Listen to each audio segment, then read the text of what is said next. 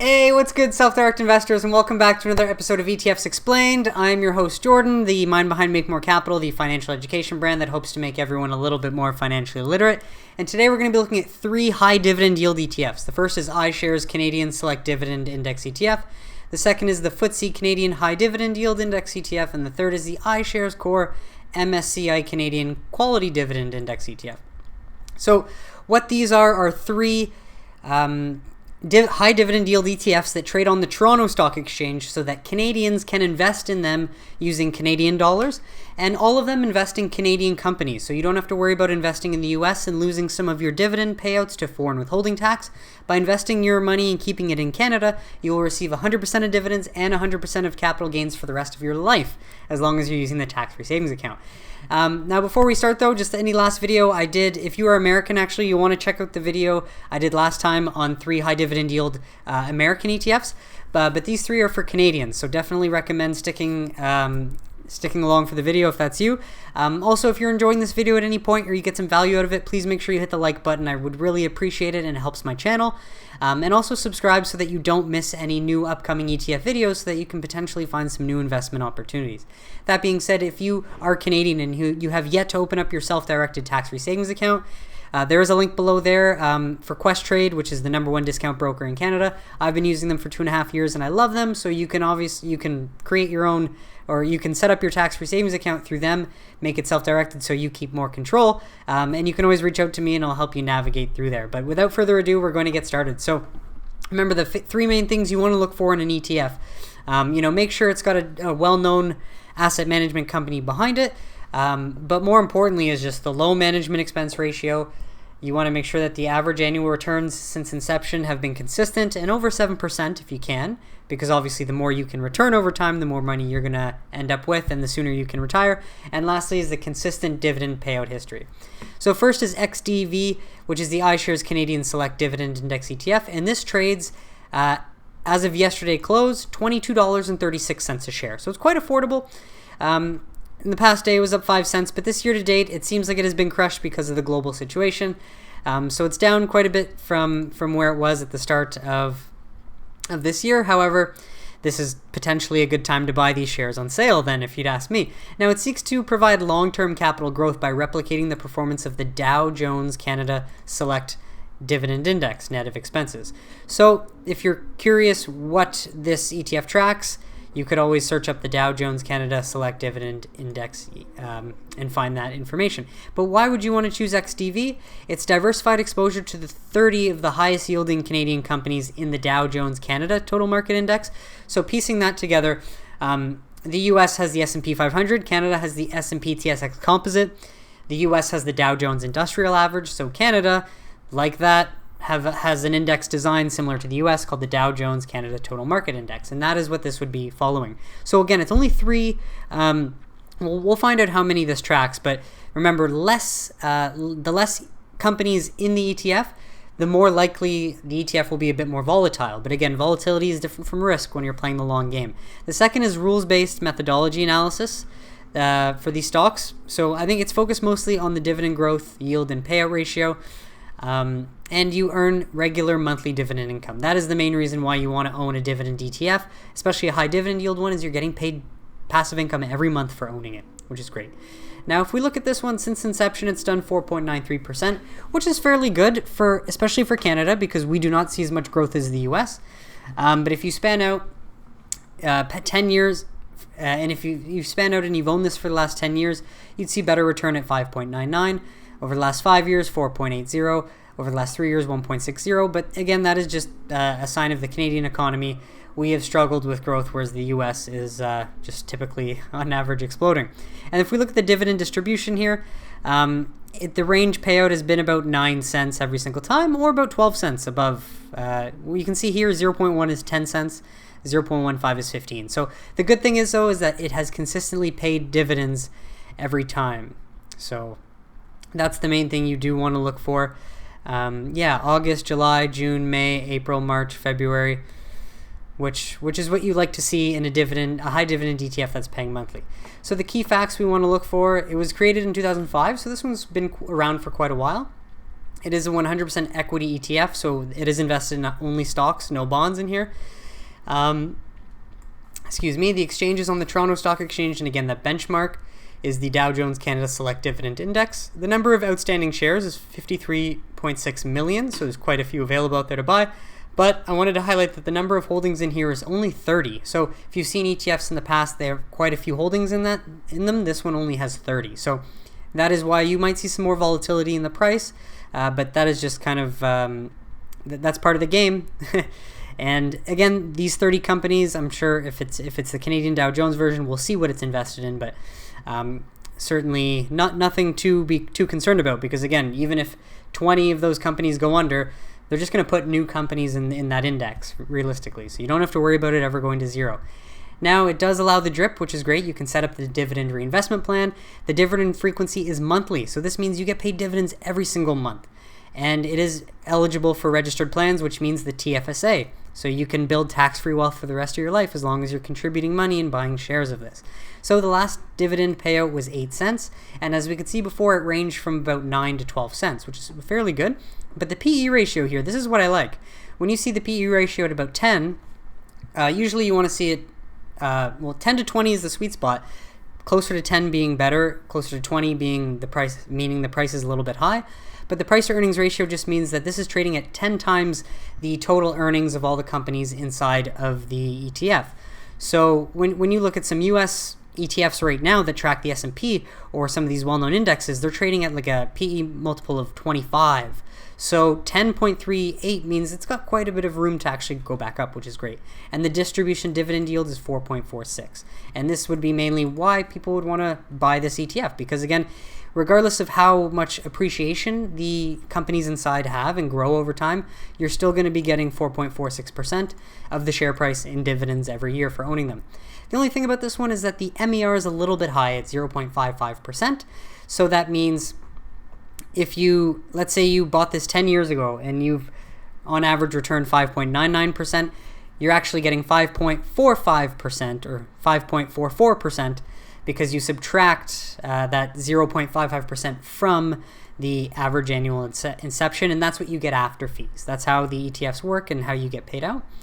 But let's take a look at what's in this. So if we want to know what is this Dow Jones Canadian Index track, well, it's invested in the Canadian Imperial Bank of Commerce, Canadian Tire, Royal Bank of Canada, Bank of Montreal. So a lot of Canadian banks, energy companies, TD, BCE.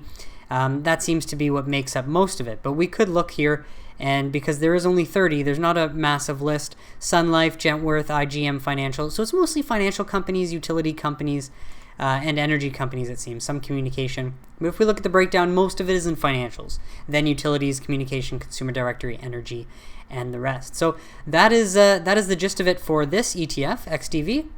If we jump over to VDY, now I'm going to admit right now I own VDY, and based on the next ETF we're going to take a look at, I'm actually considering right after this video selling my shares in VDY and buying this other one, XDIV, but I'll explain that when I get to it, so just hang tight. What is the objective of this one? Well, it tracks the FTSE Canadian High Dividend Yield Index, seeks to track it as close as possible before fees and expenses to perform the same. So if we, the other main thing we're pop in here, so it uses an efficient, cost-effective index management technique. All of this babble kind of means the same thing. Look, this ETF tracks this index, and it seeks to perform as closely to the index as possible. But again, the main reason you want to look for the high dividend yield ETF is because high dividend yield means you're getting paid dividends more frequently. And all three of these do pay monthly, which I think most investors want to have in their portfolio, that passive income every single month as opposed to quarterly or semi-annually or annually. So since we have it right here, we'll just start with the MER. It's 0.22%, so it's significantly lower than this one at 0.55. The other good thing is that the distribution yield is 4.18%, pays out dividends monthly. The last dividend payout was 15 cents, which should be coming on the 9th of September for any investors that own this. So that's always nice to see, and it is eligible for these registered accounts. But the main thing is you want to be comparing the MER to the dividend that you're going to be getting with this ETF. And then, of course, most importantly, we need to take a look at the average return since inception. So right now, though, this ETF is trading at $30.67. So although the dividend that it pays out is a little bit higher, it is trading at a higher price than XDV. So obviously, with the same amount of money, you'd be able to buy more XDV than you would VDY. However, VDY pays out a little bit more per dividend than VDX. So those are the little things you've just got to look at and then eventually decide which one you think is best for you. But if we look at the performance over time, VDY has done quite well since inception when this was created. So if we go back down, we can see that this one was created in 2012. It's returned 6.48%, which is quite good. The last 5 years, it's done 5.75%. The last 3 years, 2.25%. The last 1 year and this year to date, they have been down. However, this month, you can see that the price has certainly regained some momentum.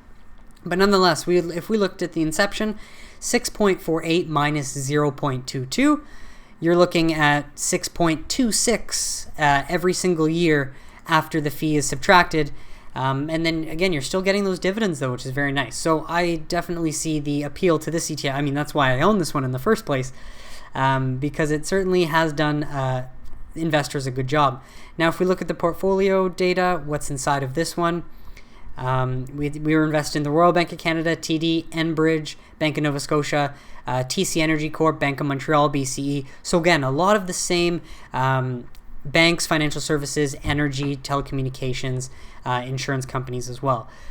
These are kind of the big companies we have in Canada. So yes, 56% of the ETF is invested in financial companies, 27% is in oil and gas, 9.5% in telecommunications, basic materials. You can go through the list and get the idea. And this one is trading at a PE ratio of 12.3%. So if we look at the last one that was at 10%, you could say that this ETF is actually trading at just based on industry standards. I know Canada is different from the US, so this is probably actually average for Canada, but 12.3 just means that there's probably more room for it to go up as opposed to going back down because less growth is already baked into the share price, which is a good sign. That's something that you do want to see when you're looking for ETFs. And the number of holdings is 51 compared to 30 in this one, so it makes it a bit more diversified, a bit less volatile. The last thing we're going to check for is the dividend distribution, and as you can see, it does pay, for some reason this is showing every single day. This is where we want to look, sorry. So it does show that it's paid August, July, June, May, April, March, February. So this one does pay a dividend every single month as well, and they range from 15 cents to 10 cents, 13, 18, 8 cents, 11. So that is another reliable thing to look for because, again, the longer that you've been getting your dividends, you don't have to worry. And once you have enough shares and you've set up the drip, every time you get paid dividends, the great thing is that your broker is just going to buy more shares for you, and that's how it works with Questrade with me. And it's quite a sweet deal. So the last one we're going to jump to is the one that's actually caught my eye putting this together is XDIV, which is the iShares Core MSCI Canadian Quality Dividend Index ETF, which seeks to provide long-term growth to this index, the MSCI Canadian High Dividend Yield. Now, the main thing though is this is a low-cost portfolio, and we'll see that the fee's actually lower than VDY and XDV. And it's got a pretty strong balance sheet of just overall financials.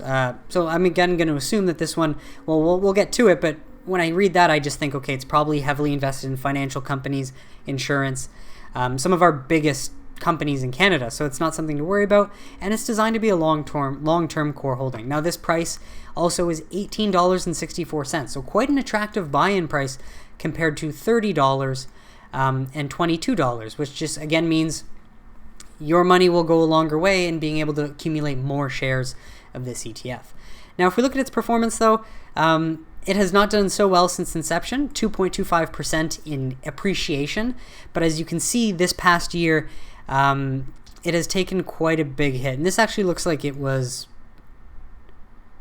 obviously based on the global situation.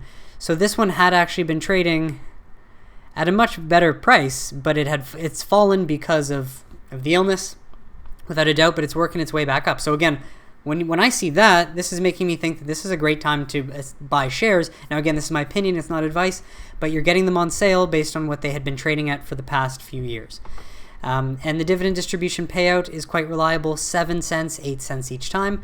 And although the dividend is less than some of these other ETFs that we're seeing, again, if you can accumulate more shares to get that automatic drip and reinvestment going for you, that's really all you want, because then you don't even have to worry about putting more money in. You have enough shares to pay you out and buy more shares just on its own, which I think that should be the goal of every investor.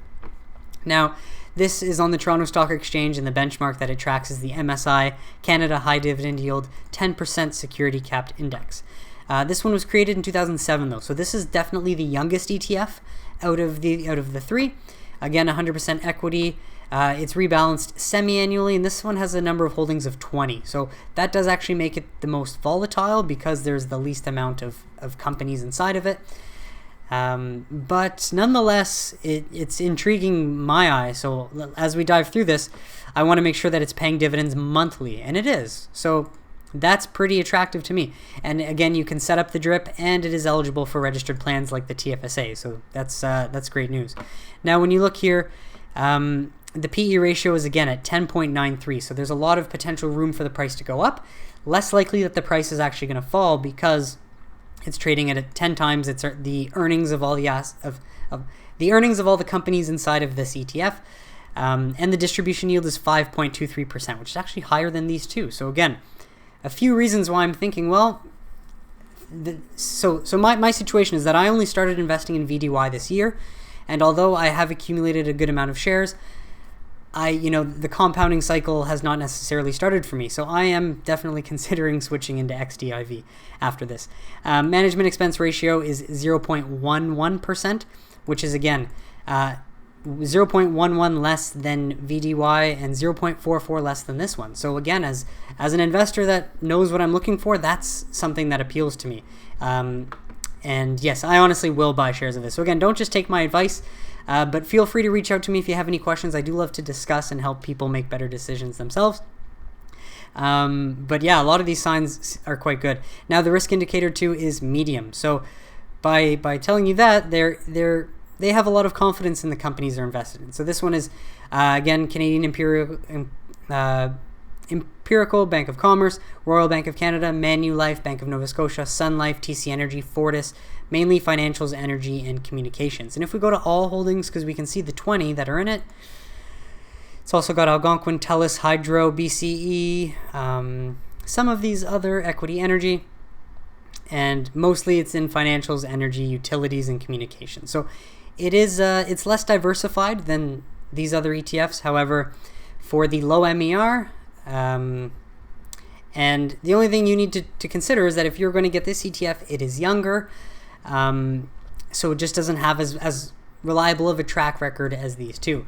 But that is it for XDIV as well. So the main thing here is just when you look at the fee, you subtract this from the average annual return. And although this isn't attractive or really doesn't look that great, what's the main reason you invest in a high dividend yield ETF? It's not for the growth. It's for the dividends. And ultimately, when I'm comparing these two, if over time, if you hold this for 30 to 40 years, you're going to keep double the money in this ETF than you would in this, because the fee is just double. And that's my reasoning and my thought process behind that. Just wanted to share that with you. So let's say you had $1,000. If you wanted to buy shares in VDY, 1,000 could get you 32 shares, which if the dividend, let's say the dividend is 15 cents. So if you have 32 shares times 0.15, just investing 1,000 will get you $4.80 a month to start. That's what that would be. Sorry, I didn't do that right. But it would be $4.80. And then, of course, as you buy more shares, you're going to eventually get paid enough cash that you can just reinvest and buy more shares automatically. Now, if we look at XDV, that same $1,000 can actually get you 44 shares. And if we look at what XDV's recent dividend was, I think it was 8 cents. So, so if we go 44 times 0.08, which is the dividend, you'd be getting $3.52. But again, if you have cash, you can buy more shares. And again, the idea is more or less when you're investing in an ETF for the long term, try to set a goal of how many shares you want. So if I make my goal 1,000 shares, and let's say by the time I'm 35, I get to 1,000 shares, and I divide it by 0.8 cents, or no, sorry, 1,000 times 0.08 cents, then my $3.52 is now making me $80. And $80 would just buy 2 more shares, right? So that's the idea. And if you have $1,000 in cash, 1 share price of XDIV. So we're just going to take a look at what this one is, 8 cents as well. 1 share price will actually get you 53 shares. So 53 times 0.08 equals $4.24. So if I decide to sell my VDY shares, which I'm going to do, and buy shares of XDIV, if my goal is 1,000 shares of XDIV, once I have 1,000, then I'm getting, again, $80 per share. But the goal should be to accumulate as many shares as possible. Therefore, you're getting as many dividends as possible. But again, for me, the thing that catches my eye is that I'm going to lose the least amount of money to fees with this one here. But that is my reasoning, folks. And I just hope you found this helpful, and this might give you some better perspective and understanding of how you can look through some ETFs yourself and find the right one for your portfolio. Again, I recommend checking out Jack Bogle's 3-fund portfolio. It's not something I've created, but Jack Bogle, the creator of Vanguard, has said that all you need are 3 separate ETFs, 3 diversified, different asset allocation ETFs in your portfolio, and that's really all you need over your lifetime. So you can choose one ETF, try to accumulate shares over time, then you can choose another one, accumulate shares, choose a third, and accumulate shares. But what do you think about these ETFs? Do you have any Canadian high dividend yield or a high dividend yield ETF that you invest in that you think are better than these? And again, if you do, let me know why in the comments, or let me know why you don't think these are great. Any feedback would be great, and I just want to help people make better investment decisions on their own, because really, the more you learn, the more you earn, and by self-direct investing, you're taking control back of your money, and you're going to end up with a lot more. So I hope you found this helpful. Again, please like the video if you got some value out of it, and subscribe so you don't miss one. New ETF videos will be coming out every Sunday and every Wednesday. So thank you so much for tuning in, everyone. We'll see you next time. Have a great day.